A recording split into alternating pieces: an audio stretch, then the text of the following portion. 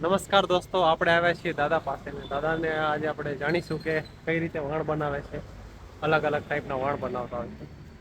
એમની મુલાકાત લઈશું. જોજો વિડીયો પૂરો અંત સુધી, તમને લોકોને મજા આવે.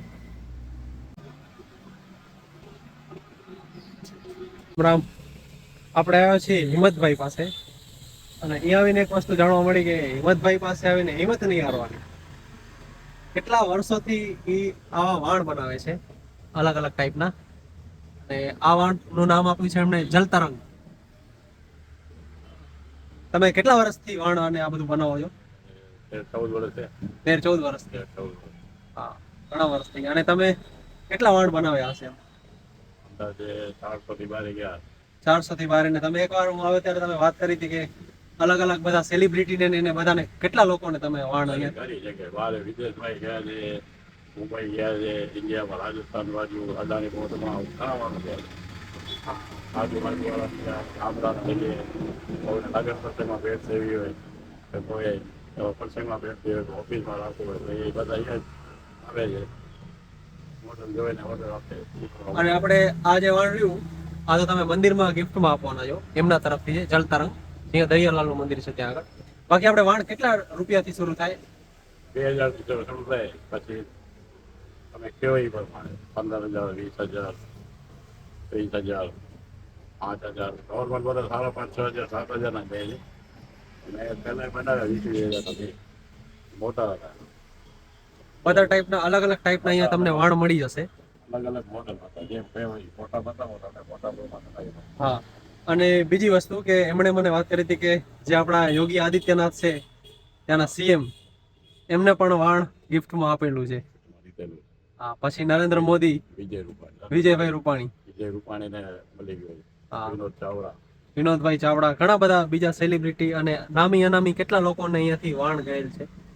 તો તમે પણ ઓર્ડર કરી શકો છો. જે તમને સ્ક્રીનમાં નંબર આવે છે એ નંબરમાં તમે ફોન કરીને કાકાથી વાત કરીને તમે ઓર્ડર કરી શકો છો. આખા ભારતમાં ક્યાંય પણ તમને વાણ મળી જશે. જે તમે ડિઝાઇન કહેશો એ પ્રમાણે. એક થોડું એડવાન્સ પેમેન્ટ આપવાનું રહેશે. જોઈ લો તો આ ટાઈપના વાણ હશે કંઈક. અને આ દાદા છે, આ સિકેમ સ્કૂલ છે એની બાજુમાં એક નાની એવી એમની આ ટાઈપની દુકાન છે. તો એક વખત જરૂરથી મુલાકાત લેજો એમની, તમને મજા આવશે. એકવાર મળવા જેવા છે. આ ટાઈપના વાળ, આ બધું આપણું લુપ્ત થતું છે હવે. આ ટાઈપના કામ બહુ લુપ્ત થતા છે. અને એક આપણી આ ઓળખ છે જે એમણે સાચવી રાખી છે.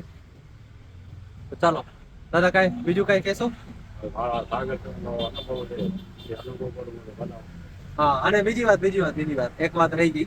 દાદા વિદેશ પણ ઘણો ટાઈમ રહેલા છે. વિદેશમાં 14 વર્ષ આ જ કામ કર્યું છે. 14 વર્ષ દરિયામાં જ રહેલા છે. ને એક વખત દરિયામાં કાંઈ તોફાન આવ્યું હતું ત્યારે પણ એ સાથે જ હતા. આ ડૂબી ગયું. હા, એમનું વાણ ડૂબી ગયું હતું ને પાણીમાં પડ્યા. અને 7 દિવસ સુધી પાણીમાં હતા.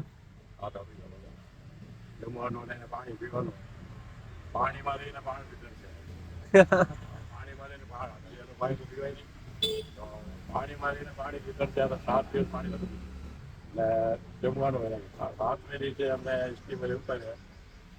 એમાં પછી એક વ્યક્તિ ઓફ થઈ ગયો 5 મિનિટ. ઓહો, તો બહુ સંઘર્ષ કરીને દાદા અહીંયા સુધી પહોંચ્યા છે. આપણા બધાની ફરજ છે કે આપણે સપોર્ટ કરીએ એમને અને એક વખત જરૂર મુલાકાત લઈએ.